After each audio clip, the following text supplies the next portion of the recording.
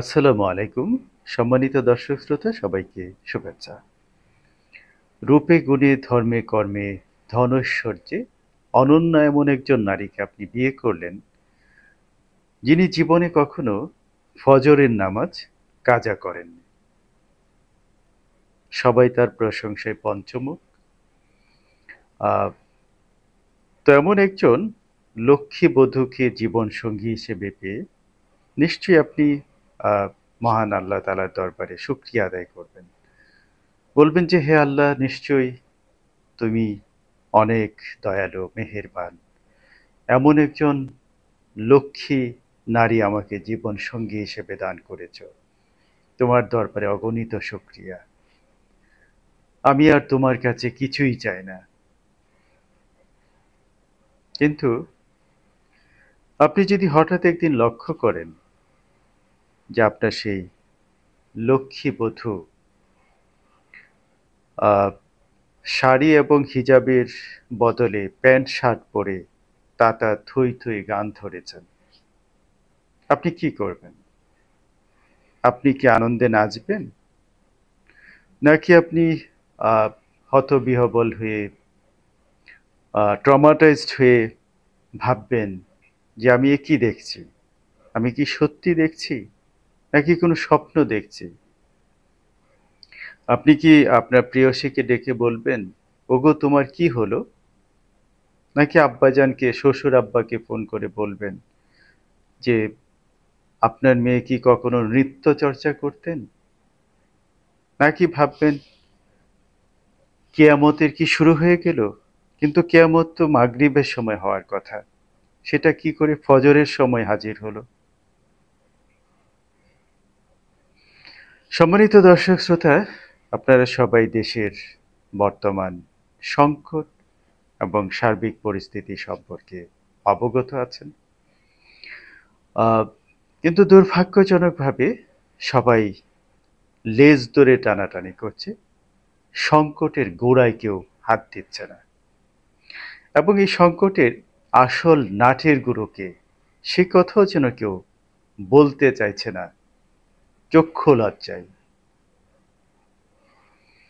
এসব কথাই বলতে চাই, তার আগে আপনারা নিশ্চয়ই স্মরণ করতে পারেন এই যে আমরা আপনারা যারা এখনো কিছুটা নিরাপদে ঘরে থাকতে পারছি, হাট বাজার করতে পারছি, রাস্তাঘাটে চলাচল করতে পারছি, এর পেছনে সবচেয়ে কার্যকর এবং মূল ভূমিকা যারা পালন করছে, আমরা কোনো না কোনো ছুতোয় সামান্যতম সুযোগ পেলেই তার দিকে আঙ্গুল তুলছি। এর পেছনে কত বড় ষড়যন্ত্র! আমার স্বাধীনতা, আপনার আমার, আমাদের স্বাধীনতা, সার্বভৌমত্ব এবং গণতান্ত্রিক ভবিষ্যৎ, এসব নিয়ে যে সুগভীর ষড়যন্ত্র চলছে, সে কথাই আপনাদের বলতে চাই। আমি আশা করব এই সংকটের গোড়ায় হাত দেওয়ার এবং এই সংকট থেকে উত্তরণের উপায়টি কি হতে পারে, সে কথাও আমি আপনাদের বলতে চাই। তার আগে আপনারা স্মরণ করতে পারেন আহ, সবকিছুই ঠিকঠাক মতো চলছিল, হঠাৎ করেই যেন পরিস্থিতি ঘোলাটে হয়ে গেল, তাই না? কখন হলো? যখন প্রধান উপদেষ্টা ডক্টর মোহাম্মদ ইউনূসের সঙ্গে দেখা করতে গেলেন সেনাপ্রধান, নৌ এবং বিমান প্রধান। সেই বৈঠক এবং সেই বৈঠকের বিষয়বস্তু কি ছিল? মূল বিষয়বস্তু ছিল আপনার আমার স্বাধীনতা, সার্বভৌমত্ব এবং গণতান্ত্রিক উত্তরণ।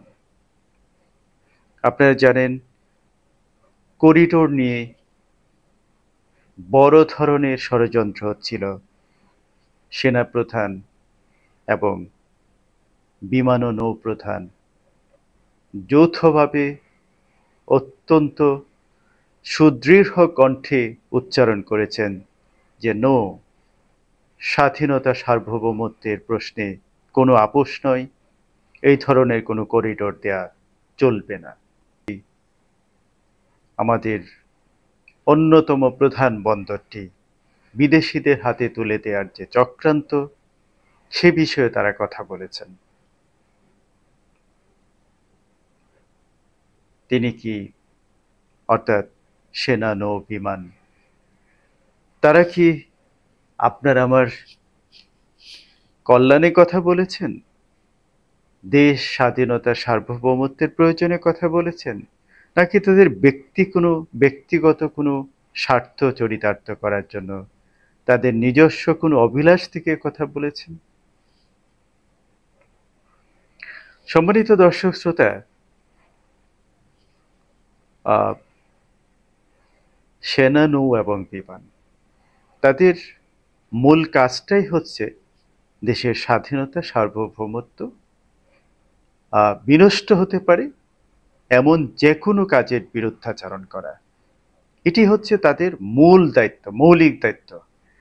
এই জন্যই তাদেরকে আমরা আমাদের যে কষ্টার্জিত করের টাকায় বছরের পর বছর তারা বেতন, ভাতা এবং অন্যান্য সুযোগ সুবিধা ভোগ করছেন। যদি তারা সেই জায়গাটিতেই কথা বলতে না পারেন, তারা ভূমিকা রাখতে পারেন, তাহলে তারা আছেন কি জন্য? তাদের কাজটা কি? আমি মনে করি একজন ওয়াকারুজ্জামান সেনাপ্রধান, অসম্ভব দেশপ্রেমিক একজন ওয়াকারুজ্জামান, আমাদের বাংলাদেশের সেনাপ্রধান, এটা নিঃসন্দেহে আমাদের অত্যন্ত গর্বের বিষয়। সম্মানিত দর্শক শ্রোতা, সংকটের সূচনা কিন্তু এখানেই। আপনারা স্মরণ করতে পারেন এই আমেরিকা, এই সংকটের আজকে যখন আমি কথা বলছি, তখন সবাই কথা বলেছেন, অনেক কথা বলছেন, যে কথা আমি সংখ্যালঘুভাবে, এককভাবে অনেক দিন ধরে বলে আসছি। কিন্তু আমি তখন বড্ডই একাকী ছিলাম, কেউ এ বিষয়ে কথা বলেননি। না কোনো ইউটিউবার, কোনো বিশ্লেষক, কোনো টেলিভিশন, কোনো গণমাধ্যম, কোনো রাজনৈতিক দল, সত্যিকার অর্থে কেউই কথা বলেনি। আমি একা একাই বলেছি। নিশ্চয়ই আপনারা আমার প্রথম ভিডিও, অর্থাৎ আমার চ্যানেলের প্রথম ভিডিওটি যদি আপনারা দেখেন, সেখান থেকেই আমি বলা শুরু করেছিলাম যে সংকটের সূচনা কিভাবে হতে চলেছে এবং এখনই আমাদের কেন সজাগ হওয়া দরকার। মাত্র কয়েক মাস গড়াতে না গড়াতেই আমার সেই কথা, আমার সেই পর্যবেক্ষণ অত্যন্ত সত্যি, দিনের আলোর মতো সত্যি হয়ে ফুটে উঠেছে। এখন সবাই এটা নিয়ে হৈ হৈ রব তুলেছেন। সম্মানিত দর্শক শ্রোতা, আপনাদেরকে আমি এই ঘটনার পেছনে যে কত বড় ষড়যন্ত্র লুকিয়ে আছে সে বিষয়ে একটু দৃষ্টি আকর্ষণ করতে চাই।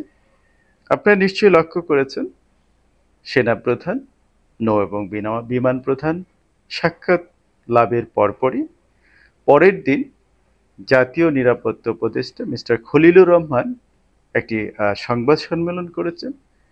সেখানে তিনি স্পষ্ট করে বলেছেন যে এই ধরনের কোনো কথা কারো সঙ্গে হয়নি, অর্থাৎ করিডোরের বিষয়ে কোনো কথা হয়নি এবং হবেও না। সম্মানিত দর্শক শ্রোতা, উনি কি সত্য বলেছেন নাকি মিথ্যা বলেছেন? উনি কি সত্য লুকিয়েছেন, কিছু আড়াল করার চেষ্টা করেছেন? আসুন আমরা দেখি তিনি সত্য বলেছেন নাকি মিথ্যা বলেছেন।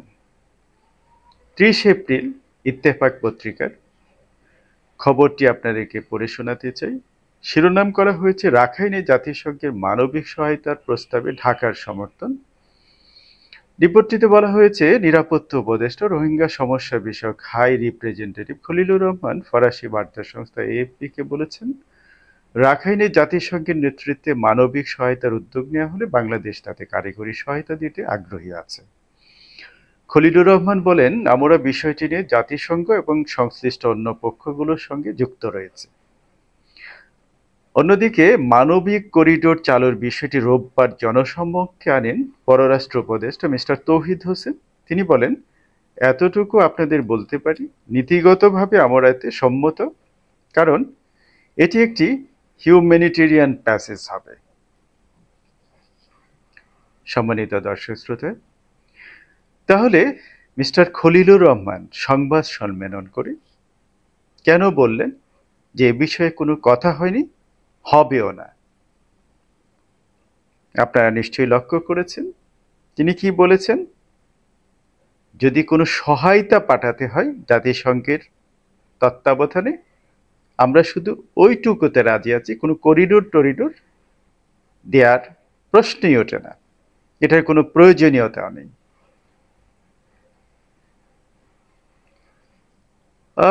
দুর্ভাগ্যজনকভাবে এই নিরাপত্তা উপদেষ্টা আমাদের এই জাতিকে এত বড় স্টুপিড মনে করেছেন, গাধা ভেবেছেন। তিনি মনে করেছেন তিনি যাই বলবেন সেটাই দেশের মানুষ প্রশ্নাতীতভাবে গিলে খাবে। এইরকম দিবালুকে কয়েক দিনের ব্যবধানে ৩৮০ ডিগ্রিতে ঘুরে গিয়ে এইরকম নির্লজ্জ মিথ্যাচার যে ব্যক্তি বা যারা করতে পারেন, তারা একটি জাতির জন্য, একটি দেশের জন্য কল্যাণকর নাকি অকল্যাণকর, সেটা আপনাদেরকেই সচেতনভাবে ভাবতে হবে। এবং আপনারা নিশ্চয়ই লক্ষ্য করেছেন মিস্টার খলিল যখন কথা বলেন তিনি অত্যন্ত রাগান্বিত ছিলেন, তিনি অত্যন্ত সংকুপ্ত ছিলেন, তাকে দেখে মনে হচ্ছিল তিনি রীতিমতো কাঁপছেন। আপনারা জেনে থাকবেন মানুষ সাধারণত অতিরিক্ত উত্তেজিত হলে সাধারণত অনেকের মধ্যেই সেই কাঁপুনি লক্ষ্য করা যায়, এবং মিস্টার খলিলের মধ্যে সেই বৈশিষ্ট্যটি নিশ্চয়ই আপনারা লক্ষ্য করেছেন। ওনার চোখে মুখে ক্ষোভের অনল ছড়িয়ে পড়ছিল। কারণটা কি? উনি যদি ভেবেই থাকেন যেটা দেওয়ার প্রয়োজন নেই, এটা দেবেন না, আগেই কারোর সঙ্গে কথাও বলেননি, তাহলে ওনার মধ্যে এত ক্ষোভ কেন? এই ক্ষোভের কারণ হচ্ছে ওনাকে অ্যাকচুয়ালি এই অ্যাসাইনমেন্ট দিয়েই উপদেষ্টা নিয়োগ করা হয়েছে নজিরবিহীনভাবে। যিনি সামরিক বিষয়াদি সম্পর্কে ন্যূনতম অভিজ্ঞতা নেই এমন একজন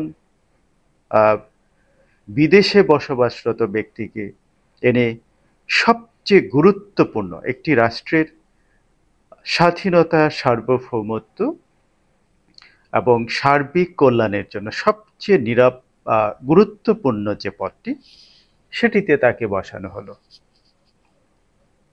কারণটা কি? কারণটা এটাই, কারণ এই যে বিদেশি প্রভুরা, সোজা কথা আমেরিকা চেয়েছে তাই তাকে বসানো হয়েছে। তিনি তার নাগরিকত্ব নিয়ে যখন তাকে প্রশ্ন করা হলো, তখন তিনি অত্যন্ত ধূর্ততার সঙ্গে এর জবাব দিয়েছেন। সেখানেও তার চোখে মুখে ক্ষোভ দেখা গেছে। তিনি অপ্রাসঙ্গিকভাবে তারেক রহমানের প্রসঙ্গ টেনে বলেছেন যে আমি অনেকদিন বাইরে থাকার জন্য যদি বিদেশি নাগরিক হয়ে যাই, তাহলে তারেক রহমানও তাই। চিন্তা করা যায় মিস্টার খলিলুর রহমানের মধ্যে যে প্রতিহিংসার আগুন দেখা গেছে তার চোখে মুখে, এবং নিজেকে যেভাবে তিনি তারেক রহমানের সঙ্গে তুলনা করলেন, কোথায় তারেক রহমান আর কোথায় খলিলুর রহমান, কোথায় আকাশ আর কোথায় পাতাল। তারেক রহমান এদেশের একটি সবচেয়ে বড় জনপ্রিয় রাজনৈতিক দলের প্রধান নেতা। তিনি রাজনৈতিক কারণে তাকে নির্বাসিত করে রাখা হয়েছে দেশীয় এবং আন্তর্জাতিক ষড়যন্ত্রের মাধ্যমে। সেটা কে না জানে? খলিলুর রহমান কি সেটা জানেন না? তাহলে তাকে তিনি কেন অপ্রাসঙ্গিকভাবে তারেক রহমানের প্রসঙ্গ টানলেন? সম্মানিত দর্শক শ্রোতা, এই খলিলুর রহমান যে কতখানি মিথ্যাচার করেছেন জাতির সঙ্গে, ক্যামেরার সামনে জলজ্জন্ত মিথ্যাচার, নিশ্চয়ই ইত্তেফাকের এই রিপোর্টটি শোনার পর আপনাদের আর এ বিষয়ে ন্যূনতম দ্বিধা থাকার সুযোগ আছে বলে আমি মনে করি না।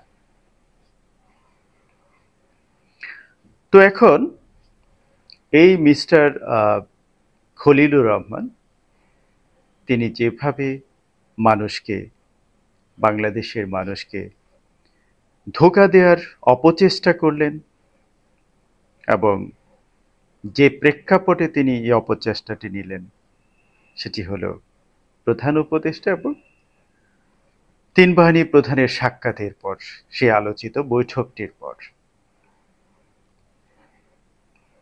ক্ষোভের এবং তার রাগান্বিত হওয়ার একটাই কারণ যে তিনি অনেক দূর এগিয়ে গিয়েছিলেন তার এজেন্ডা বাস্তবায়নের পথে, কিন্তু মাঝপথে তিনি ধরা খেয়েছেন। আমাদের জাতির গর্বের প্রতীক তিন বাহিনীর প্রধানগণ ডক্টর ইউনূস সরকারের এই দেশের স্বার্থ বিরোধী তৎপরতাকে রুখে দিয়েছেন বলা যেতে পারে। এই কারণেই কিন্তু মিস্টার খলিলুরের চোখে মুখে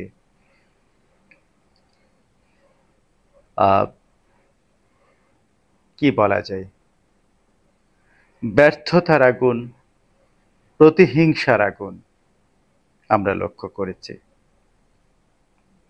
সম্মানিত দর্শক শ্রোতা, আপনারা নিশ্চয়ই লক্ষ্য করে থাকবেন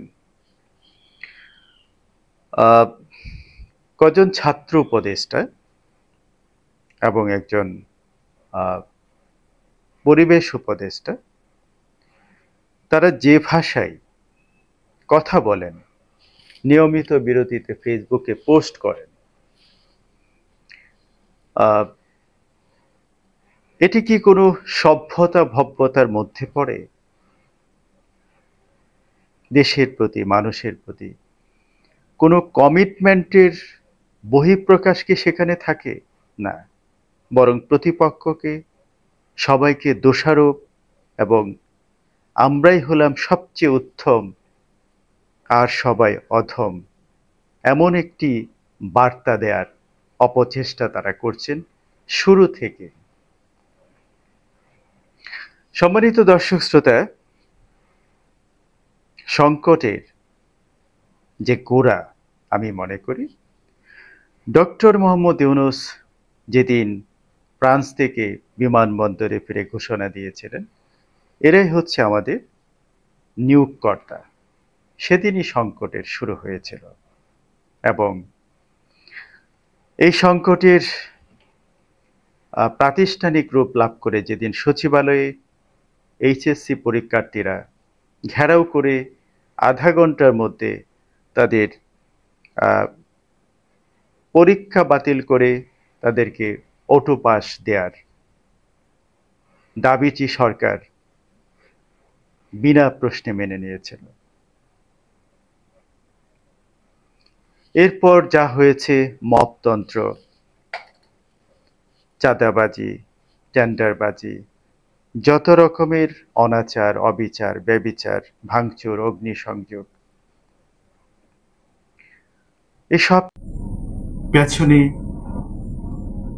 একটি চক্র স্বাধীনতা, সার্বভৌমত্ব, গণতন্ত্র বিরোধী, মুক্তিযুদ্ধের প্রতিক্রিয়াশীল সেই চক্রটি কার্যত সক্রিয় হয়ে ওঠে এবং আমাদের সামগ্রিক জাতির সামগ্রিক উন্নয়নের পথে অন্তরা হিসেবে তারা তাদের তৎপরতা শুরু করে এবং সেটা এখনো অব্যাহত আছে।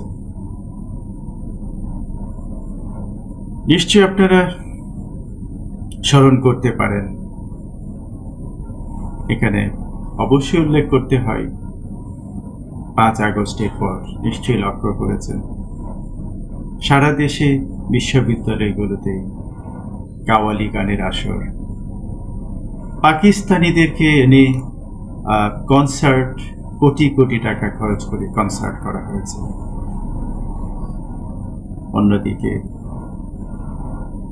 আরেকটি রাজনৈতিক দল কি করেছে? সবার আগে বাংলাদেশের সমস্ত শিল্পীদের নিয়ে কনসার্ট করেছে, বিজয় দিবস কনসার্ট, বিজয় দিবস উপলক্ষে। তারা কি করেছে? তিস্তা পারে লক্ষ লক্ষ মানুষের সমাগম করে তিস্তার পানির ন্যায্য হিস্সা দাবিতে তারা দাবি তুলেছেন। বিষয়টি আন্তর্জাতিক মহলে দৃষ্টি আকর্ষণ করেছেন।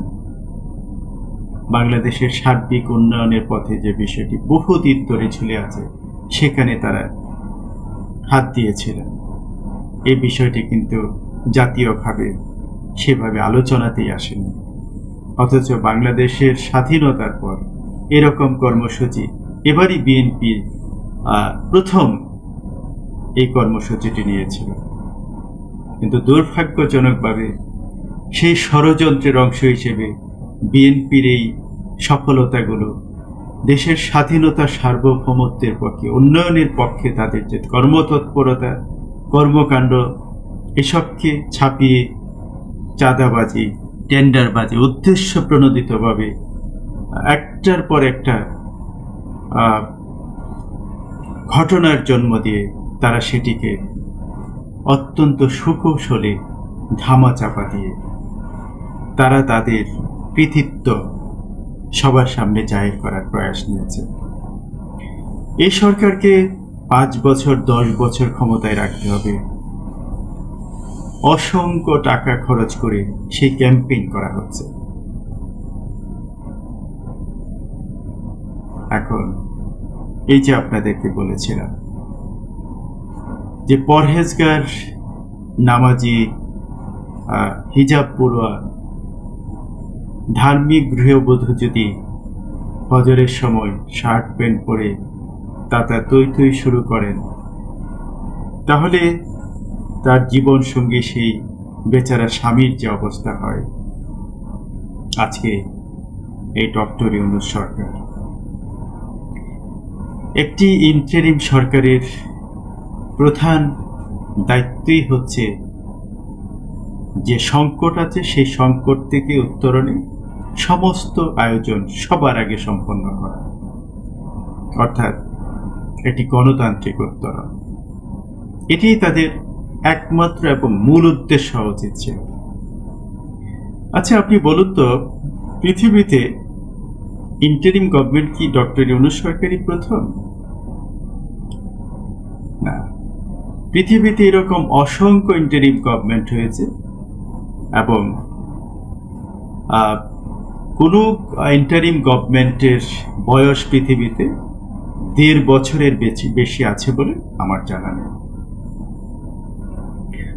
ডক্টর ইউনূস সরকার যদি ডিসেম্বরের মধ্যে একটি নির্বাচন না দেয়, তাহলে এটি হবে ইতিহাসের সবচেয়ে দীর্ঘতম ইন্টারিম সরকার। অন্যদিকে পৃথিবীর ইতিহাসে, সম্মানিত দর্শক শ্রোতা, আমি যতটুকু পড়ালেখা করেছি, আমি পাইনি, আপনাদের যদি জানা থাকে আপনারা দয়া করে আমাকে জানাতে পারেন। পৃথিবীর কোনো ইন্টারিম গভর্নমেন্ট কি কখনো শুনেছেন যে তারা ক্ষমতায় এসে কাউকে করিডোর দিয়েছে, নানা ছলে সহযোগিতার কথা বলে, মানবিক করিডোরের কথা বলে এই মানবিকতা, সহযোগিতা, গণতন্ত্র, সুশাসন, অধিকার, এগুলো তো হচ্ছে পশ্চিমাদের একটা বুলশিট। এটা হচ্ছে তাদের একটা টুলস। এগুলো আমি অনেকবার বলেছি, বারবার বলতে আসলে ইচ্ছা করে না।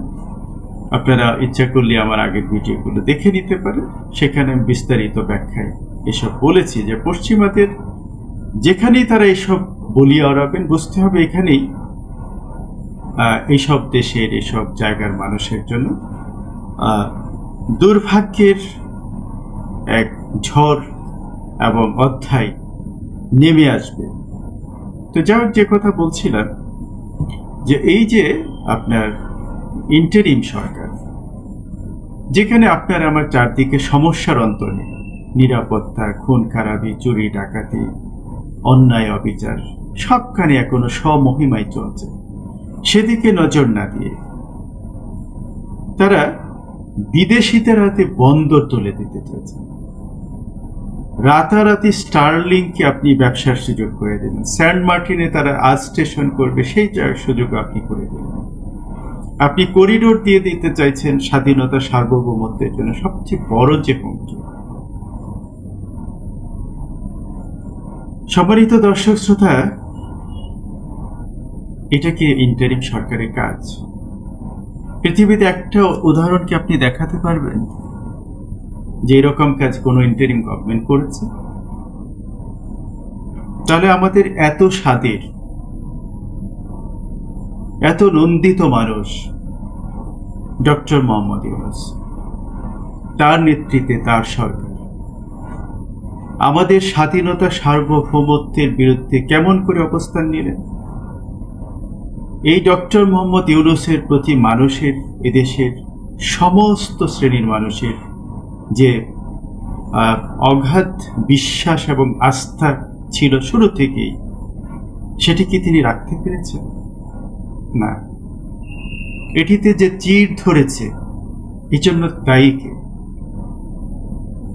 এর আসল নাটের গরুটাকে, নাটের গরুটা হলো পশ্চিমা তথা আমেরিকা।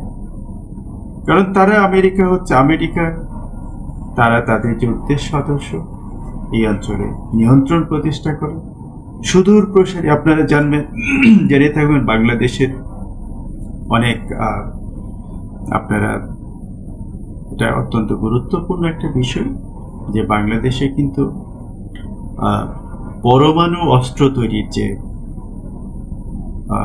খনিজ উপাদান যেটা লাগে, অর্থাৎ ইউরেনিয়াম, সেটার কিন্তু অস্তিত্ব বাংলাদেশের মাটির নিচে পাওয়া গেছে। এবং বাংলাদেশের অনেক খনিজ, আয়রন এবং গ্যাসে প্রচুর মজুদ আছে। এসব আমাদের এই যে জাতীয় স্বার্থ, এই জাতির ভবিষ্যৎ যেটার সঙ্গে জড়িত, সেখানে তারা হাত দিতে চাইছে।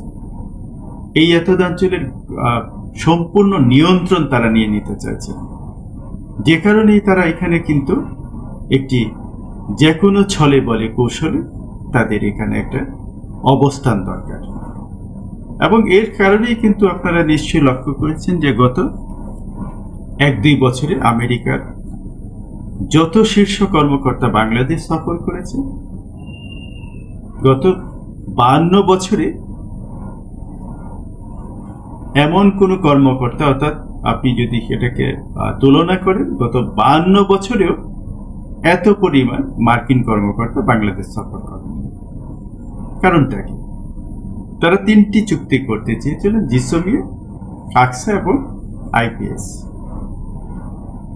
এই 3টি চুক্তি তারা শেখ হাসিনার উপর চাপ দিয়েছিলেন, এই জন্য তারা নির্বাচনে নিষেধাজ্ঞা দিয়েছিলেন, যেটাকে আপনার ভিসা নিষেধাজ্ঞা, অর্থাৎ ভিসা পলিসি প্রণয়ন করেছিলেন।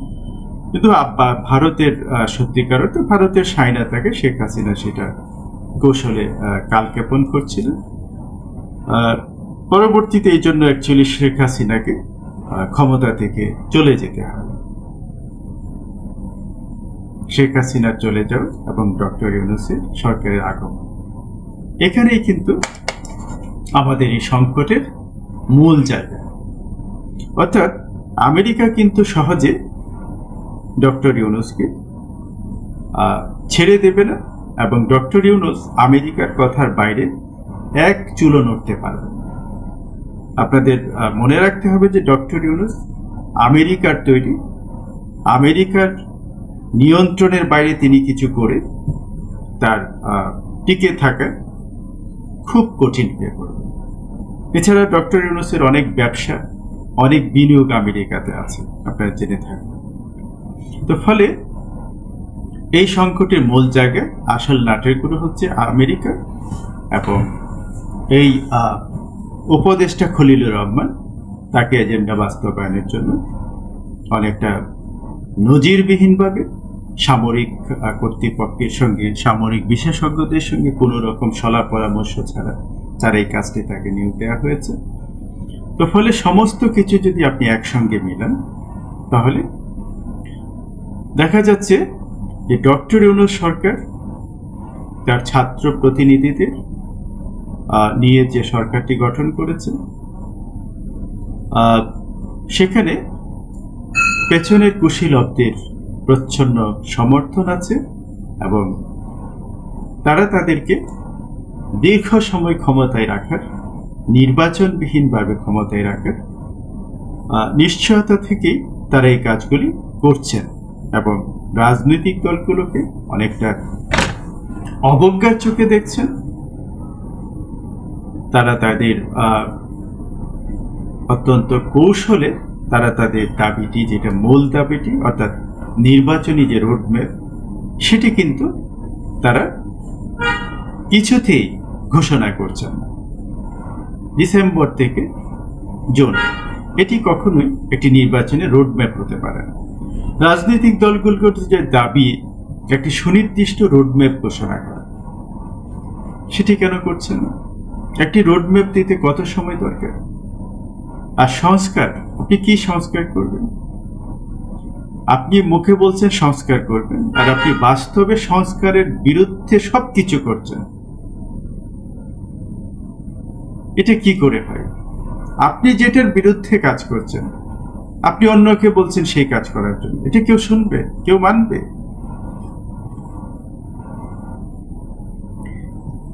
সম্মানিত দর্শক শ্রোতা, আপনাকে যদি বলা হয় যে তুমি দক্ষিণে যেও না, দক্ষিণে গেলে তোমার বিপদ হবে, এখানে বিপজ্জনক জিনিসপত্র আছে, তুমি বাঁচতে পারবে না, যিনি আপনাকে এই কথা বলছে শুভাকাঙ্ক্ষী হিসেবে তিনি নিজে এই পথে হাঁটছেন, তাহলে কি আপনি তাকে বিশ্বাস করতে পারবেন?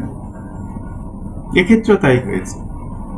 রাজনীতিবিদরা, বিশেষ করে আমি বিএনপিকে বলবো যে বিএনপি যে উদাহরণ স্থাপন করেছে বাংলাদেশের রাজনীতি, এটা নজিরবিহীন।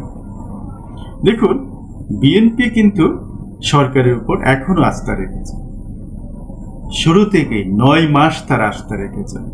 একটি নির্বাচনী রোডম্যাপ দেওয়ার জন্য বারবার অনুরোধ করেছেন, আহ্বান করেছেন, কিন্তু সরকার শোনেনি। আমি মনে করি বিএনপির জায়গায় যদি জামাত বা এনসিপি হতো, বিএনপি তো 9 মাস অপেক্ষা করেছে, ওরা 1 মাস 9 দিন অপেক্ষা করতো কিনা আমার সন্দেহ আছে। কারণ বিএনপি একটি দেশপ্রেমিক রাজনৈতিক দল, এটা স্বাধীনতার ঘোষক একজন জিয়াউর রহমানের হাতে গড়া রাজনৈতিক দলের যে এখন পর্যন্ত যে বাংলাদেশের জাতীয়তাবাদ তথা স্বাধীনতা সার্বভৌমত্বের পক্ষে তাদের যে বলিষ্ঠ ভূমিকা, এটা বাংলাদেশের ইতিহাসে আর কোনো রাজনৈতিক দলের মধ্যে কখনোই দেখা যায়। এবং সেই তারেক রহমান সাহেব জিয়াউর রহমানের যোগ্য উত্তরসূরি হিসেবে আমি মনে করি তিনি তার ভূমিকা যথাযথভাবে পালন করছেন।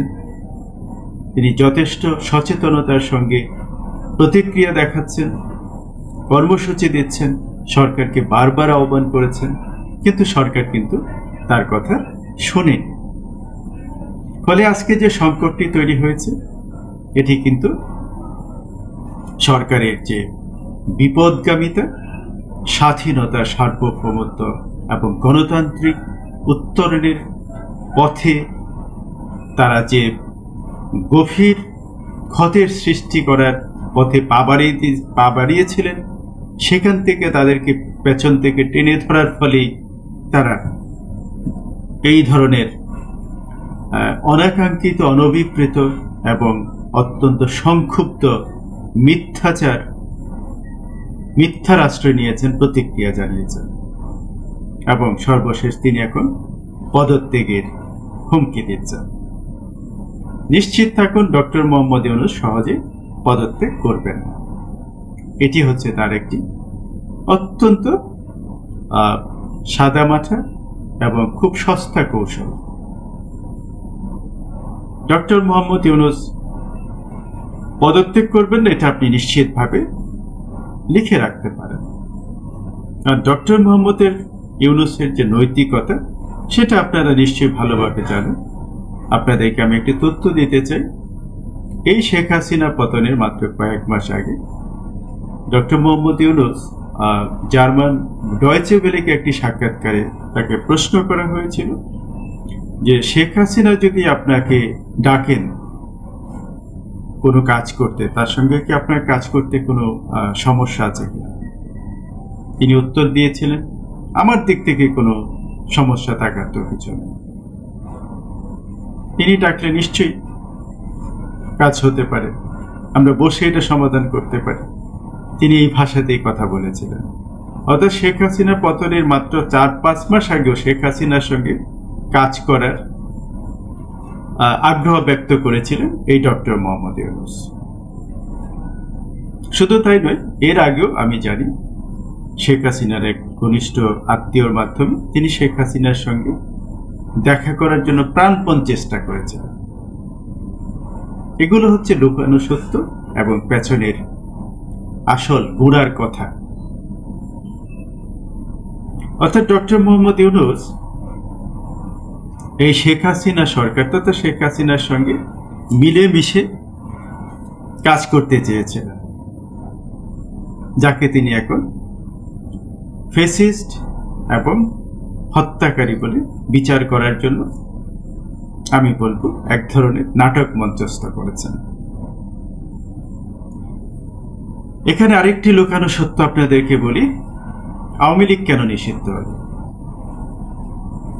2 সপ্তাহ আগেও কিন্তু আওয়ামী লীগ নিষিদ্ধ হোক সেটা পৃথিবীর কেউ চায়নি। যখনই শেখ হাসিনার করিডোরের বিপক্ষে অবস্থান নিয়েছেন, এরপরে কিন্তু রাতারাতি আপনারা নিশ্চয়ই লক্ষ্য করেছেন একটি নাটক মঞ্চস্থ হলো। হাসনাত সার্জিসদের নেতৃত্বে একটি জনজমায়েত হলো এবং সেখানে তাদেরকে ঠান্ডা পানি দিয়ে আতিথেয়তা করা হলো এবং আওয়ামী লীগ নিষিদ্ধ করে তাদেরকে পুরস্কৃত করা হলো। এই জায়গাটিতে আমি শেখ হাসিনাকে অবশ্যই ধন্যবাদ দিতে চাই যে তিনি তার দলের ঝুঁকি জেনেও দল নিষিদ্ধ হতে পারে সেই ঝুঁকি মাথায় নিয়েও তিনি করিডোরের বিপক্ষে কথা বলেছেন, বাংলাদেশের পক্ষে অবস্থান নিয়েছেন।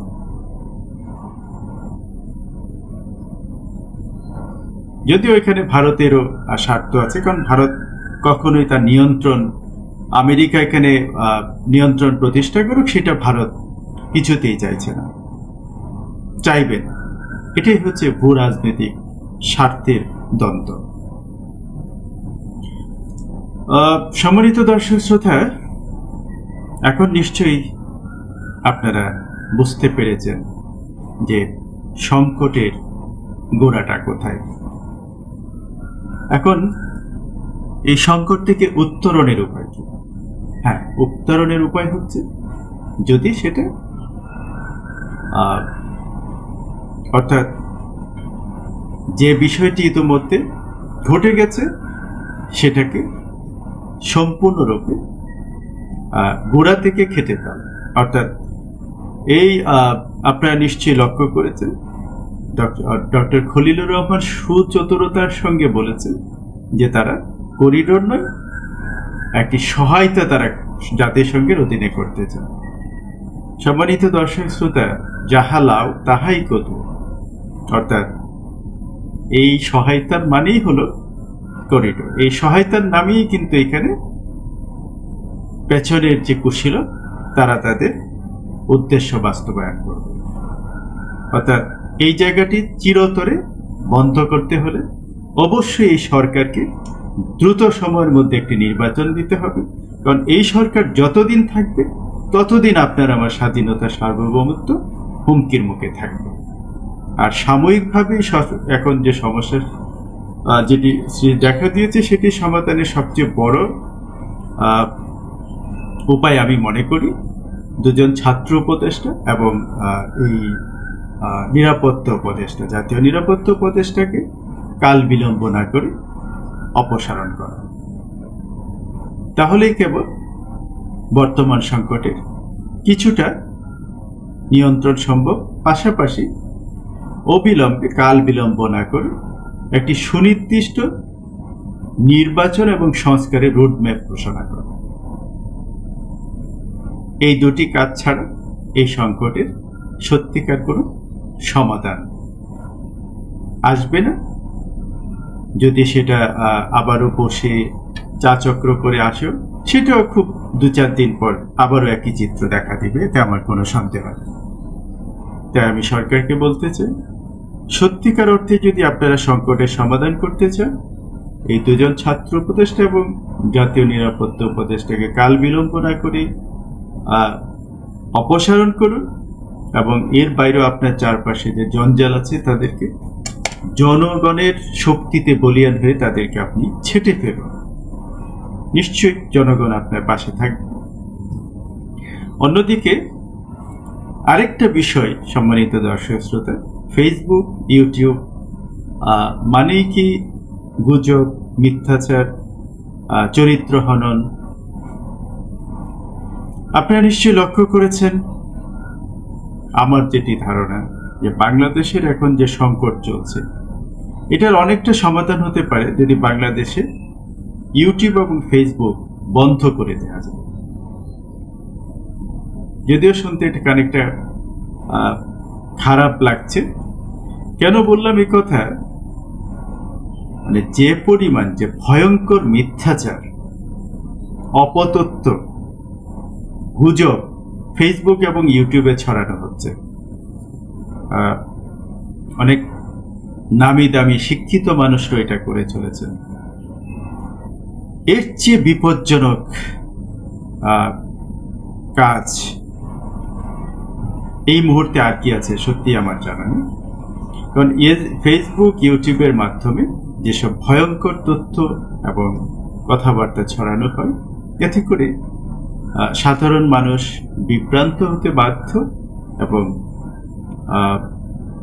এটা থেকে আমাদের মুক্ত হতে হলে সত্যিকার অর্থে কঠোর নিয়ন্ত্রণ ব্যবস্থা জরুরি বলে আমি মনে করি।